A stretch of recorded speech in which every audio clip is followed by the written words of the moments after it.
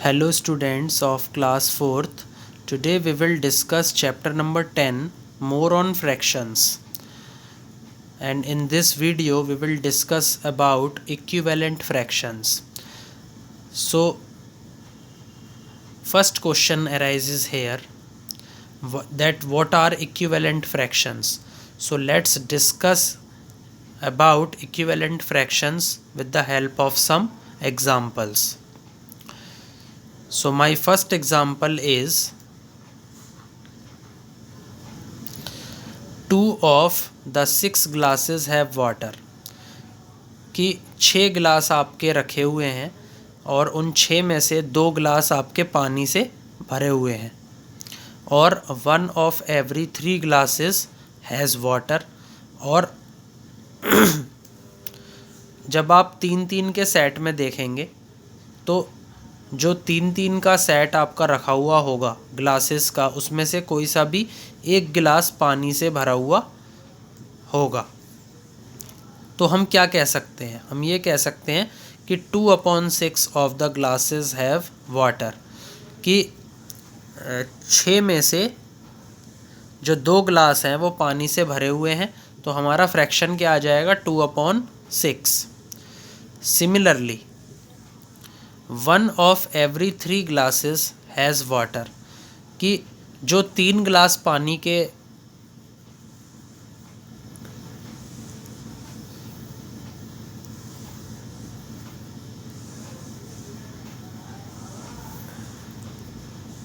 जो 3 गिलास रखे हुए हैं उसमें से किसी एक गिलास में पानी भरा हुआ है, तो तब फ्रैक्शन क्या बन जाएगा? 1/3। 1/3 of the glasses have water. The fractions 2/6 and 1/3 show the same portion of the whole. तो जो फ्रैक्शन है, जैसे 2/6 है और 1/3 है, ये एक ही तरीके का जो पोर्शन है वो दिखाएंगे। तो हम ये कह सकते हैं कि जो 2/6 है ये किसके बराबर होगा? 1/3 के। वी से 2/6 एंड 1/3 आर इक्विवेलेंट फ्रैक्शंस। तो हम ये कह सकते हैं कि जो 2/6 है और जो 1/3 है ये कैसे फ्रैक्शंस हैं? Equivalent fractions. तो एक एग्जाम्पल तो था ये। अब दूसरे एग्जाम्पल को देख लेते हैं। Take 4 equal squares and divide them 2, 4, 6 and 8 parts. Colour half of each square. तो अब हमने क्या ले लिया? हमने 4 बराबर साइज़ के स्क्वायर ले लिए और उनको हमने 2, 4, 6 और 8 पार्ट्स में डिवाइड किया। फिर उसमें से हमने क्या करा कि जो आधा आधा पोर्शन है स्क्वायर का, हर एक स्क्वायर का, उसको हमने क्या करा? कलर कर दिया। तो उस केसेस में हमारे जो फ्रैक्शंस बने वो किस टाइप के होंगे? एक क्वेश्चन तो ये अराइज होता है। और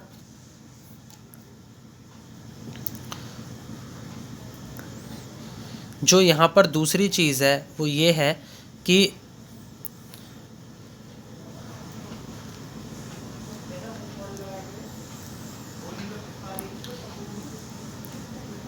जो हमारे स्क्वायर्स हैं,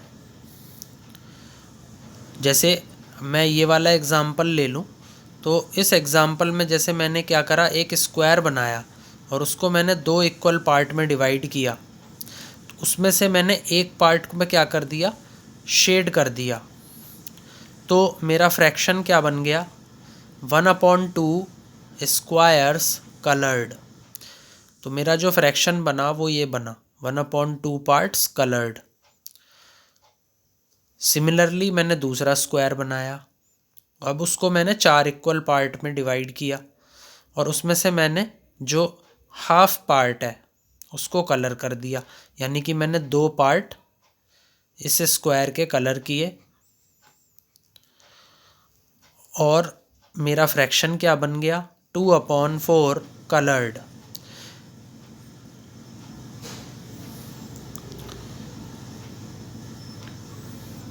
तो हमने यहाँ पर फ्रैक्शन कैसे निकाला, number of shaded parts divided by total number of parts. तो यहाँ पर नंबर ऑफ शेडेड पार्ट्स कितने हैं 2 और टोटल नंबर ऑफ पार्ट्स यहाँ पर कितने हैं 4। तो हमारा फ्रैक्शन क्या बना 2/4 पार्ट्स कलर्ड। अब हमने क्या करा, एक तीसरा स्क्वायर बनाया और उसको हमने 6 इक्वल पार्ट्स में डिवाइड किया और 6 इक्वल पार्ट्स में डिवाइड करने के बाद हमने क्या करा कि जो आधा स्क्वायर है उसको हमने क्या कर दिया, कलर कर दिया, यानी कि ऐसी पतली पतली 3 स्ट्रिप मैंने कलर कर दी और मेरा फ्रैक्शन क्या बन गया 3/6 पार्ट कलर्ड। सिमिलरली हमने एक चौथा स्क्वायर बनाया, उसको हमने 8 इक्वल पार्ट्स में डिवाइड किया, उसमें से हमने जो 4 पार्ट्स थे उनमें क्या कर दिया, कलर कर दिया। अब हमारा फ्रैक्शन क्या बना, आइए देखते हैं।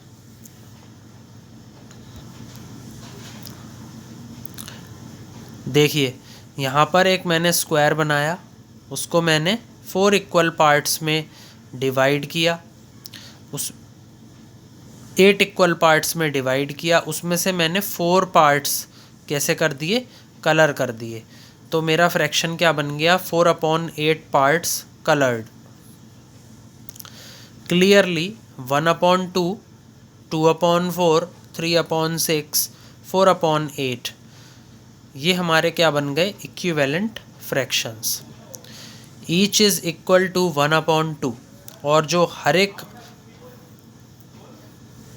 फ्रैक्शन है वो किसके बराबर है 1/2 के बराबर है। तो हम क्या लिख सकते हैं 1/2 equal to 2/4, 1/2 equal to 3/6, 1/2 equal to 4/8। अब हमने क्या नोटिस किया, हमने ये नोटिस किया कि अगर मैं 1/2 में 2 से मल्टीप्लाई कर दूं in the numerator and denominator तो मेरा फ्रैक्शन क्या बन गया 2/4। अब 1/2 में अगर मैं 3 से मल्टीप्लाई कर दूं in the numerator and denominator तो मेरा फ्रैक्शन क्या बन गया 3/6। 1/2 में अब अगर मैं 4 से मल्टीप्लाई कर दूं in the numerator and denominator तो मेरा फ्रैक्शन क्या बन गया 4/8। Also each of the fractions written in red और जो हर एक फ्रैक्शन लिखा हुआ है वो रेड कलर से लिखा है, यानी कि जो 2/4 है उसके ऊपर मैंने किस चीज़ से इंडिकेट किया, आर से इंडिकेट किया। आर का क्या मतलब है कि ये जो फ्रैक्शन है ये रेड कलर से लिखा हुआ है और जो भी फ्रैक्शंस आपके रेड कलर से लिखे हैं वो सभी 1/2 के बराबर हैं। तो हम क्या लिख सकते हैं, हम ये लिख सकते हैं कि 1/2 equal to 1 multiplied by 2 divided by 2 multiplied by 2 equal to 2/4। फिर 1/2 equal to 1 multiplied by 3 divided by 2 multiplied by 3 equal to 3/6। 1/2 equal to 1 multiplied by 4 divided by 2 multiplied by 4 is equal to 4/8। Also अगर 2/4 को अगर मैं 2 से numerator और denominator में divide करूं तो क्या आ जाएगा 1/2। फिर 3/6 को यदि मैं न्यूमरेटर और डिनोमिनेटर में 3 से डिवाइड करूं तो क्या आ जाएगा 1/2। 4/8 को यदि मैं 4 से न्यूमरेटर और डिनोमिनेटर में डिवाइड करूं तो क्या आ जाएगा 1/2। सो 1/2 is equal to 2/4, 3/6 and 4/8. Now we can write it as 2/4 और 2/4 को यदि मैं न्यूमरेटर और डिनोमिनेटर में 2 से डिवाइड कर दूं तो क्या आ जाएगा 1/2। सिमिलरली 3/6 में यदि मैं 3 से न्यूमरेटर और डिनोमिनेटर में डिवाइड करूं तो क्या आएगा 1/2। 4/8 में यदि मैं 4 से न्यूमरेटर और डिनोमिनेटर में डिवाइड करूं तो क्या आ जाएगा 1/2। Multiplying the top and bottom of the fraction by the same number gives an equivalent fraction. तो यहाँ पर आपको एक नोट डाल के अपने पास लिख लेना है। और क्या लिखना है आपको कि जब भी आप किसी भी फ्रैक्शन के टॉप नंबर में और उसके बॉटम नंबर में एक ही नंबर से आप क्या करते हैं, मल्टीप्लाई कर देते हैं, तो आपको क्या मिलता है, इक्विवेलेंट फ्रैक्शन मिलता है।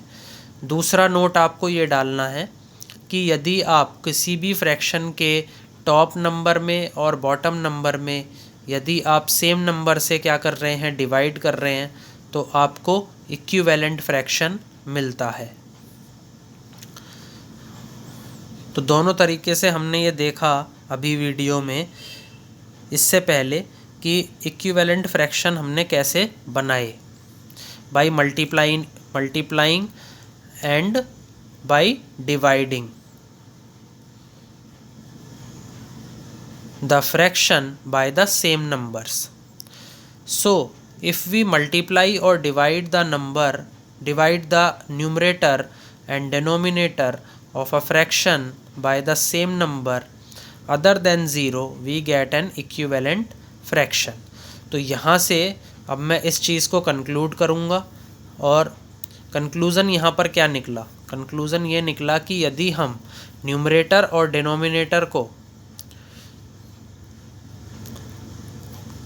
सेम नंबर से या तो मल्टीप्लाई करेंगे या फिर डिवाइड करेंगे, अदर देन ज़ीरो, जो नंबर होना चाहिए वो ज़ीरो से अलग होना चाहिए।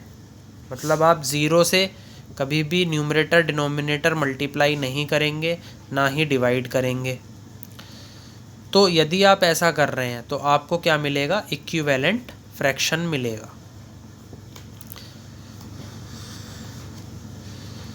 एग्जाम्पल ले लेते हैं यहाँ पर एक students, use multiplication to get 2 equivalent fractions of 4/5। अब आपको 4/5 के 2 इक्विवेलेंट फ्रैक्शन निकालने हैं। आपको क्या यूज़ करना है, मल्टीप्लिकेशन। जैसे 4/5 है, इसमें मैं अगर न्यूमरेटर और डिनोमिनेटर में 2 से मल्टीप्लाई करूँ तो क्या आ जाएगा 8/10। तो यहाँ पर हम कह सकते हैं कि 4/5 इज़ इक्विवेलेंट टू 8/10। सिमिलरली यदि मैं 4/5 को 3 से न्यूमरेटर और डिनोमिनेटर में मल्टीप्लाई करूँ तो मुझे क्या मिलेगा, 12/15। तो 4/5 इज़ इक्विवेलेंट टू 12/15। तो 8/10 and 12/15 are the 2 equivalent fractions of 4/5। I think आपको ये क्वेश्चन समझ में आ गया होगा। अब आगे बढ़ते हैं। Second example, use division to get 2 equivalent fractions of 12/18। तो अब स्टूडेंट्स बहुत ध्यान से देखिएगा, एक और एग्ज़ाम्पल हम डिस्कस कर रहे हैं इस वीडियो में, और एग्ज़ाम्पल है कि यदि आप डिवीज़न का यूज़ करेंगे 2 इक्विवेलेंट फ्रैक्शन फाइंड आउट करने में, किसके, 12/18 के। तो 12/18 ये आपका एक फ्रैक्शन है और इसके आपको 2 इक्विवेलेंट फ्रैक्शंस निकालने हैं बाय यूजिंग डिवीज़न। तो 12/18 में जब आप न्यूमरेटर और डिनोमिनेटर में 2 से डिवाइड करेंगे तो क्या आ जाएगा, 6/9। तो 6/9 इज़ इक्विवेलेंट टू 12/18। फिर 12/18 में जब आप 3 से न्यूमरेटर और डिनोमिनेटर में डिवाइड करेंगे तो क्या आ जाएगा, 4/6। It means 4/6 is equivalent to 12/18। तो 6/9 और 4/6 ये क्या हो गए, दो इक्विवेलेंट फ्रैक्शंस हो गए किसके, 12/18 के। तो इस तरीके से स्टूडेंट्स आप इक्विवेलेंट फ्रैक्शंस को फाइंड आउट करते हैं by using multiplication and division. तो दोनों एग्जाम्पल्स आपको समझ में आ गए होंगे। अब हम आगे पढ़ते हैं अगले एग्जाम्पल पर। अगला एग्जाम्पल है fill in the blanks. 2/5 is equal to, numerator में यहाँ पर आपको बताना है कि क्या आएगा, डिवाइडेड बाय डिनोमिनेटर आपका क्या है, 15 है। तो जो 2/5 है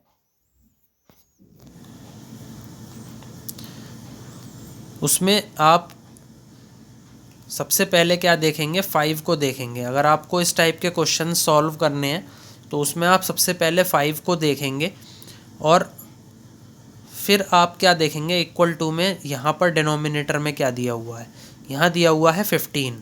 तो यदि आप 5 के अंदर किससे मल्टीप्लाई करेंगे, 3 से मल्टीप्लाई कर देंगे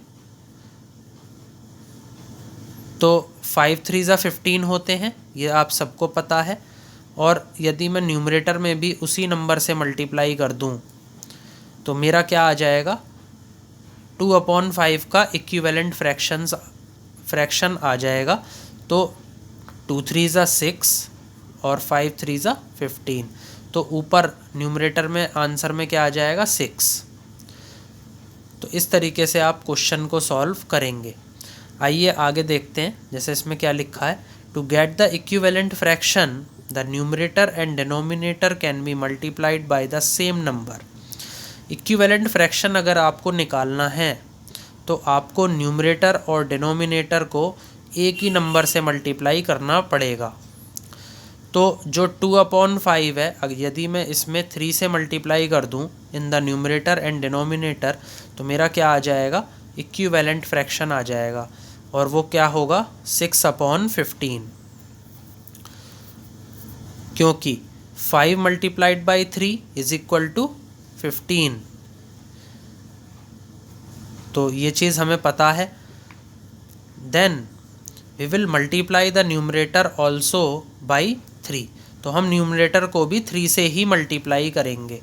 और जब आप 3 से न्यूमरेटर और डिनोमिनेटर में मल्टीप्लाई करेंगे किसके, 2/5 में, तो क्या आ जाएगा, 6/15। तो 6 आपका आंसर आ जाएगा इस क्वेश्चन का। अब आगे बढ़ते हैं अगले एग्जाम्पल पर। अगला एग्जाम्पल है फिल इन द ब्लैंक्स। 10/20 ये किसके बराबर होगा, तो यहाँ पर 2 नीचे डिनोमिनेटर में आपको निकालनी है, क्या निकालना है कि कौन सी डिजिट आएगी। तो जो मिसिंग नंबर है, जो मिसिंग डिजिट है वो आपको निकालनी है। To get equivalent fraction the numerator and denominator can be divided by the same number. तो 10/20, तो जब आप 10/20 में देख रहे हैं तो आप इस बार आपको इक्वल टू में आपको क्या देखना है, न्यूमरेटर को देखना है कि वो क्या दिया हुआ है। तो यहाँ पर क्या दिया हुआ है, 2। तो अब 2 कैसे आए, तो यदि मैं 10 को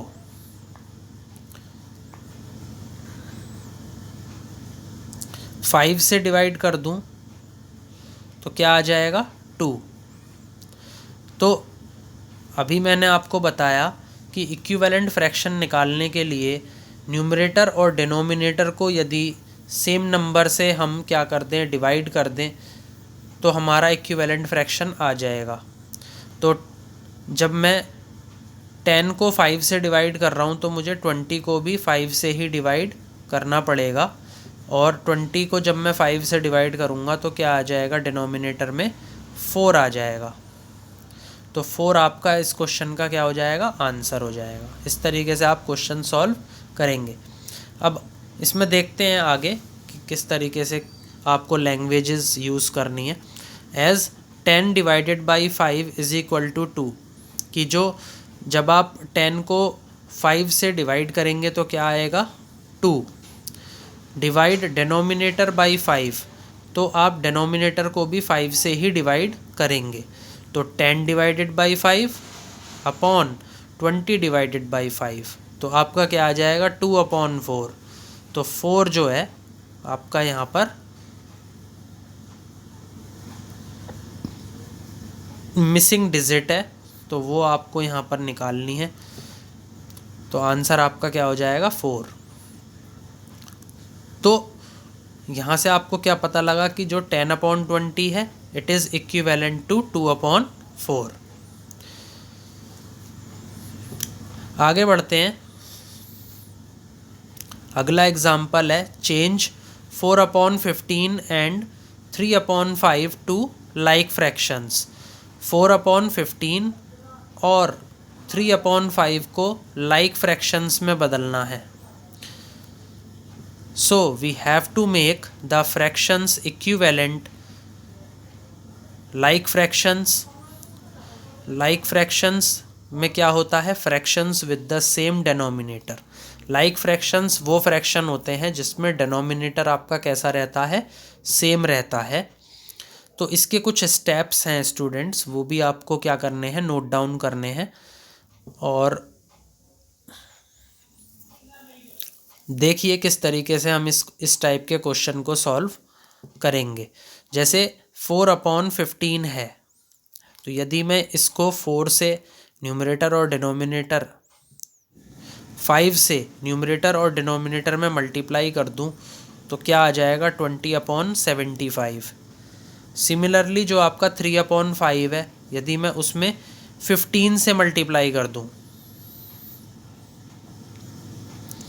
न्यूमरेटर और डिनोमिनेटर में, तो मेरा क्या आ जाएगा 45/75। तो यहाँ पर कुछ स्टेप्स लिखे हैं, उसमें सबसे पहला स्टेप क्या आएगा, to get the same denominator we multiply each denominator by the other denominator. यदि हमें डिनोमिनेटर सेम करने हैं, क्योंकि हमें लाइक फ्रैक्शन में बदलना है, तो हमारी पहली कोशिश क्या रहेगी कि हम डिनोमिनेटर्स को सेम कर दें। तो यदि हम डिनोमिनेटर को सेम कर देंगे तो हमें क्या करना पड़ेगा, डिनोमिनेटर को सेम करने के लिए we have to multiply each denominator by the other denominator. तो हमें क्या करना पड़ेगा, जैसे 4/15 है, तो 15 यहाँ पर क्या है, डिनोमिनेटर है, तो हमें इसको जो दूसरा फ्रैक्शन है उसके डिनोमिनेटर से मल्टीप्लाई करना पड़ेगा। तो दूसरा फ्रैक्शन यहाँ पर क्या है स्टूडेंट्स, 3/5। तो 3/5 में जो डिनोमिनेटर है वो क्या है, 5 है, तो हमें 4/15 को न्यूमरेटर और डिनोमिनेटर में 5 से मल्टीप्लाई करना पड़ेगा। तो हमें क्या मिलेगा 20/75। सेकंड स्टेप देखिए, the product is the common multiple of each denominator. अब जो प्रोडक्ट आएगा वो क्या होना चाहिए, कॉमन मल्टीपल होना चाहिए दोनों डिनोमिनेटर का। कि 15 की मल्टीप्लाई मैंने 5 से करी तो क्या आया 75। तो जो 75 है वो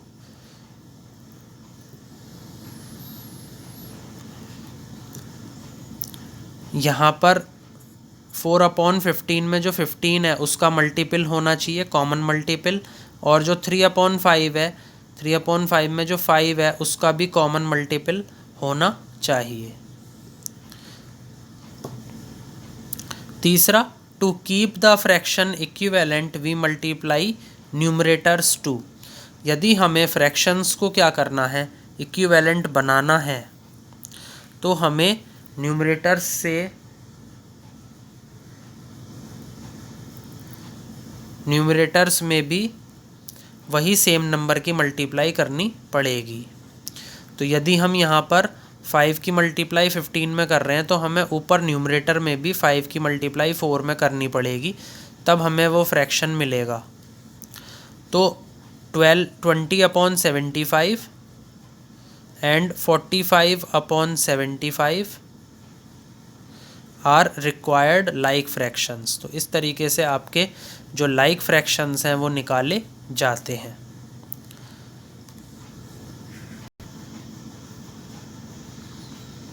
यस, आगे आ जाइए स्टूडेंट्स।